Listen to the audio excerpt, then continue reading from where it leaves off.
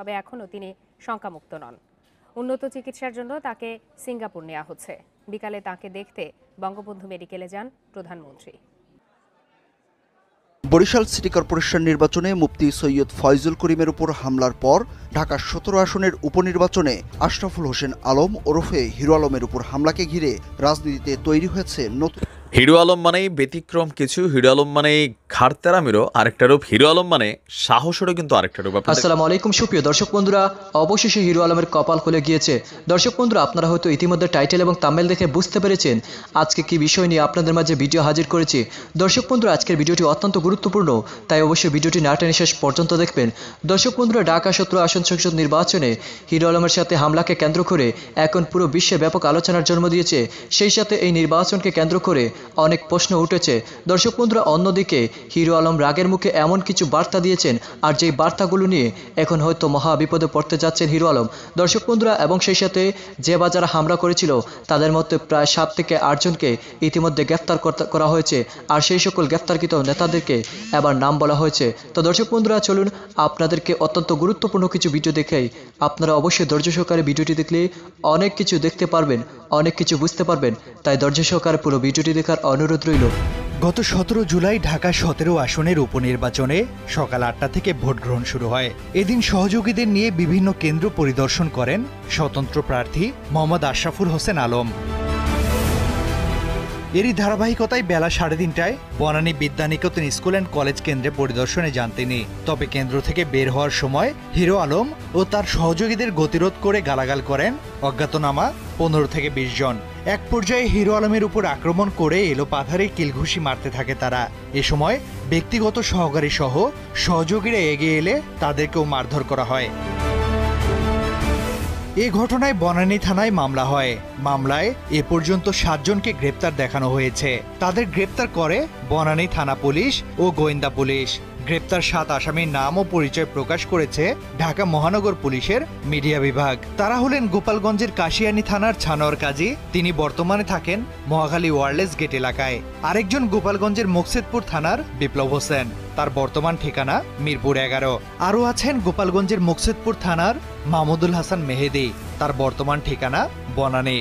গোপালগঞ্জ সদরের মুজাহিদ খান, তার বর্তমান ঠিকানা তেজগাঁও পূর্ব নাকালপাড়া। এছাড়া কুমিল্লার হোমনা থানার মোহাম্মদ আশিক সরকার, তার বর্তমান ঠিকানা করাইল মোশারফ বাজার।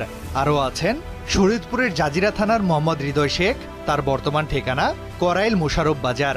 এছাড়া গোপালগঞ্জের কাশিয়ানী থানার সোহেল মোল্লাও আছেন হামলাকারীদের তালিকায়, তার বর্তমান ঠিকানা খিলক্ষেতের মধ্যপাড়া।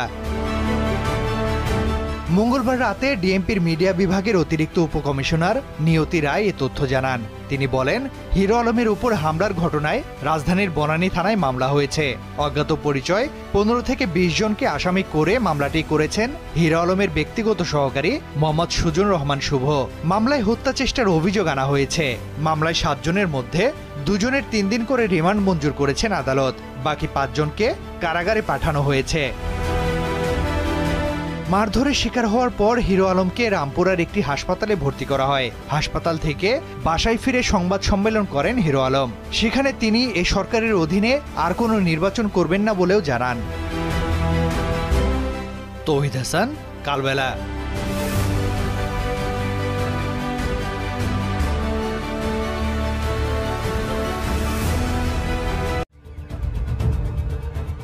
বরিশাল সিটি কর্পোরেশন নির্বাচনে মুফতি সৈয়দ ফয়জুল করিমের উপর হামলার পর ঢাকা ১৭ আসনের উপনির্বাচনে আশরাফুল হোসেন আলম ওরফে হিরো আলমের উপর হামলাকে ঘিরে রাজনীতিতে তৈরি হয়েছে নতুন আলোচনা। এমন নিরুত্তাপ উপনির্বাচনে স্বতন্ত্র প্রার্থীর ওপর হামলার ঘটনা পরিস্থিতিকে আরও জটিল করে তুলতে পারে। এরই মধ্যে বিষয়টি নিয়ে শুরু হয়েছে তুমুল সমালোচনা। উদ্বেগ জানাতে শুরু করেছে আন্তর্জাতিক মহল। মার্কিন ভিসা নীতি ঘিরে নানামুখী আলোচনার মধ্যেই পরপর ২টি নির্বাচনে প্রতিদ্বন্দ্বী প্রার্থীর ওপর হামলা গুরুত্বপূর্ণ ইস্যু হয়ে দাঁড়াবে বলে মনে করছেন বিশ্লেষকরা। নির্বাচনের আগে রাজনৈতিক পরিস্থিতি পর্যবেক্ষণে বাংলাদেশ সফরে রয়েছে ইউরোপীয় ইউনিয়নের ৬ সদস্যের স্বাধীন অনুসন্ধানী দল। এরই মধ্যে সোমবার অনুষ্ঠিত ঢাকা ১৭ আসনের উপনির্বাচনের ভোট চলাকালেই স্বতন্ত্র প্রার্থী হিরো আলমের ওপর হামলার ঘটনা ঘটে। মারধরের পর পুলিশের সামনেই ধাওয়া দিয়ে এলাকা ছাড়া করা হয় তাকে। এই ঘটনায় উদ্বেগ জানিয়ে মঙ্গলবার বাংলাদেশে জাতিসংঘের আবাসিক সমন্বয়কারী গোয়েন লুইস এক টুইট বার্তায় বলেন, সহিংসতা ছাড়া নির্বাচনে অংশগ্রহণের জন্য সবার মৌলিক মানবাধিকার নিশ্চিত ও সুরক্ষিত করতে হবে। তার আগে সোমবার মার্কিন পররাষ্ট্র দপ্তরের প্রেস ব্রিফিংয়ে আলোচনায় আসে হিরো আলমের উপর হামলার ঘটনা।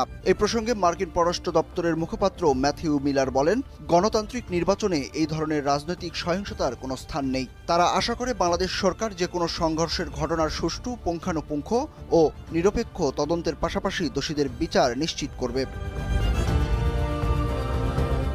হামলার তীব্র নিন্দা জানিয়েছে আন্তর্জাতিক মানবাধিকার সংস্থা অ্যামনেস্টি ইন্টারন্যাশনাল।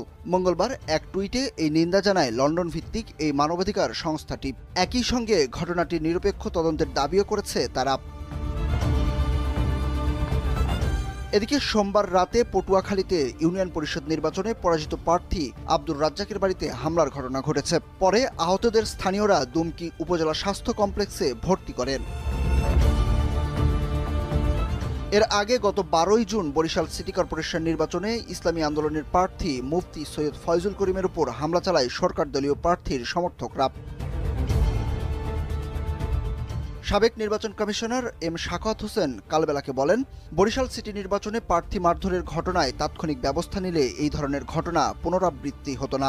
এই ঘটনায় জড়িতদের জবাবদিহির আওতায় আনতে হবে। সেখানে অবস্থানরত পুলিশ কেন নিষ্ক্রিয় ছিল, তাদের বিরুদ্ধেও নির্বাচন কমিশনকে অ্যাকশন নিতে হবে। তা না হলে দেশের নির্বাচনী ও রাজনৈতিক পরিস্থিতির কোনো উন্নতি হবে না। সাবেক পররাষ্ট্র সচিব তৌহিদ হোসেন বলেন, এই ধরনের সহিংসতা প্রমাণ করে রাজনৈতিক ও নির্বাচনী পরিস্থিতির কোনো গুণগত পরিবর্তন হয়নি। মাঠ পর্যায়ের কর্মী সমর্থকরা এতদিন যে ধরনের আচরণ করেছে এখনও তাই করছে, আর তাদের পরিবর্তন হওয়া প্রয়োজন। এ ব্যাপারে তারা নেতৃত্ব থেকে কোনো নির্দেশনা বা বার্তা পায়নি। উজারাজার ঢাকা ছাড়ার 3 দিনের মধ্যেই ঢাকা 17 আসনের উপনির্বাচনে প্রার্থী। হিরো আলম মানেই ব্যতিক্রম কিছু, হিরো আলম মানেই ঘাড়তেরামিরও আরেকটা রূপ, হিরো আলম মানে সাহসেরও কিন্তু আরেকটা রূপ। আপনাদের খেয়াল থাকার কথা যে আজকে যেই ঘটনা হিরো আলম ঘটিয়েছে বা যেই দাবি তুলেছেন, সেই দাবিটা খুব সহজে মানে সাধারণ মানুষের পক্ষে তোলার কিন্তু আসলে সাহসের একটা বিষয় আছে। তো হিরো আলম কেন পারছে এটার কারণ আছে। আপনারা জানেন যে এর আগে একবার ডিবি অফিসে নিয়ে হিরো আলমকে অনেক ধরনের বক্তব্য দেওয়া হয়েছিল, যেটা নিয়ে একদম বিবিসিতে রিপোর্ট হয়ে গেছিল।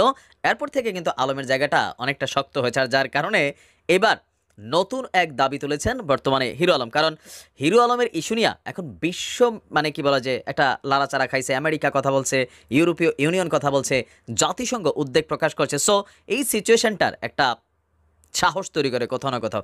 আবার আমাদের যারা আইনশৃঙ্খলা বাহিনীর ঊর্ধ্বতন কর্মকর্তারা আছেন, তারাও মাঝে মাঝে আবেগে এমন কথা বলেন যে সিচুয়েশন তৈরি হলে সেই কাজটা আসলে করা সম্ভব কিনা। দর্শক, ঢাকা 17 আসনের উপনির্বাচন নিয়ে আমাদের ডিএমপি কমিশনার যিনি ছিলেন, তিনি নির্বাচনের পরিস্থিতি নিয়ে যথেষ্ট কি বলা হয় যে নিশ্চিত ছিলেন, গ্যারান্টেড ছিলেন। আর তিনি তখন বলেছিলেন যদি নির্বাচনে কোনো রকম উল্টাপাল্টা ঘটনা হয় তাহলে তিনি নাকে খত দিয়ে পদত্যাগ করবেন। এখন সারাদিন সুষ্ঠু ভোটের পরেও অনাকাঙ্ক্ষিত হোক আর যেমনি হোক, আলমের সাথে যেই ঘটনা ঘটেছে সেই ঘটনায় আপনার নতুন করে ডিএমপি কমিশনারকে টার্গেট করে আবার হিরো আলমের নতুন দাবি। আপনার বাংলাদেশের প্রথম সারির গণমাধ্যম দৈনিক যুগান্তরকে দেওয়া এক সাক্ষাৎকারে হিরো আলম বলছে যে যারা আহত হওয়ার পর এক প্রতিক্রিয়া তিনি বলছেন যে যাদের গ্রেফতার করা হচ্ছে তারা প্রকৃত অপরাধী নয়, মূল অপরাধীদের আড়াল করতেই আশেপাশে থাকা সাধারণ মানুষ বা দর্শকদের ভূমিকায় যারা ছিলেন তাদেরকে গ্রেফতার করা হচ্ছে। সুষ্ঠু নির্বাচন এবং আমার নিরাপত্তা দিতে ব্যর্থ হওয়ায় ডিএমপি কমিশনারের পদত্যাগ চাই। গতকালকে আপনার এক বিশেষ সাক্ষাৎকারে এই সকল তথ্য তিনি দিয়েছেন। হিরো আলম বলছেন যে মার্কে যেসব পুলিশ এবং বিজিবি সদস্যের কাছে সাহায্য চেয়েছি, সাহায্য পাইনি, সেই সকল পুলিশ সদস্যদেরও এবার হিরো আলম বিচার চায়। হামলার ঘটনা সহ আমার উপর যেসব অন্যায় করা হয়েছে তা বিস্তারিত তুলে ধরে ইমেইলের মাধ্যমে যুক্তরাষ্ট্র, ইউরোপীয় ইউনিয়ন এবং জাতিসংঘকেও ইতিমধ্যেই মেইল করা জানাই দিছে হিরো আলম। এই যে দেখেন প্রযুক্তির খেলা এক ধাপ আগাই গেছে, বিশ্ব কিন্তু এখন অনেকটা সিস্টেমে চলে আসছে। এ বিষয়ে ঢাকা মহানগর পুলিশ কমিশনার খন্দকার গোলাম ফারুক তিনি বলছেন, পুরো বিষয়টি আমরা তদন্ত করব, এজন্য 3 সদস্যের একটা তদন্ত কমিটিও গঠন করা হয়েছে। এই ঘটনায় পুলিশের কোনো গাফিলতি থাকলে ব্যবস্থা নেওয়া হবে।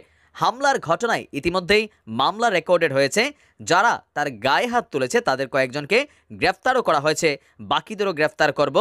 আর আপনার কি বলে যে 4 জুলাই ঢাকা 17 আসনের উপনির্বাচন শতভাগ সুষ্ঠু হওয়ার গ্যারান্টি দিয়েছিলেন আমাদের কমিশনার।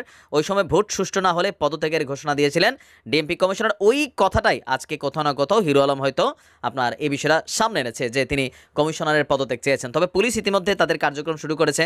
আর এখানে কয়েকজনকে রিমান্ডে নেওয়া হয়েছে, 3 থেকে 5 দিনের রিমান্ড চাওয়া হয়েছে। আরও যারা এই ঘটনাগুলোতে কানেক্টেড, তো অলরেডি মনে হয় 17 জন আপনার অ্যারেস্টেড, আর বাকিদেরকেও ফুটেজ দেখে তো দর্শক বন্ধুরা, আপনারা হয়তো এই পুরো ভিডিওটি দেখে এবং এই সকল কথাগুলো শুনে অবশ্যই বুঝতে পেরেছেন অবশেষে রাগের মুখে হিরো আলম পুলিশদেরকে নিয়ে এমন কিছু কঠিন বার্তা দিয়েছে এবং সে সাথে সেই সকল বিষয়গুলোকে কেন্দ্র করে তিনি কঠিন কিছু জবাব দিয়েছেন। তো দর্শক বন্ধুরা, অন্যদিকে এই হামলাকে ঘিরে এখন পুরো বিশ্বে যেমন আলোচনার জন্ম দিয়েছে, ঠিক তেমনই রাজনীতিবিদদের কাছেও এই সকল বিষয়গুলো নিয়ে ব্যাপক আলোচনার জন্ম দিয়েছে। তো দর্শক বন্ধুরা, আপনারা এই পুরো ভিডিওটি দেখে এবং এই সকল প্রতিবেদনগুলো দেখে আপনারা কি বুঝতে পেরেছেন অবশ্যই কমেন্ট করে জানিয়ে দিবেন। তো দর্শক বন্ধুরা, তাহলে কি আবারও পুনরায় নির্বাচন হতে চলেছে? আর প্রধানমন্ত্রী শেখ হাসিনা কি হিরো আলমের কাছে গিয়ে কি বার্তা পাঠিয়েছেন? তো দর্শক বন্ধুরা, আপনাদের মতামত কমেন্ট বক্সে জানিয়ে দিবেন। তো ভালো থাকুন, সুস্থ থাকুন।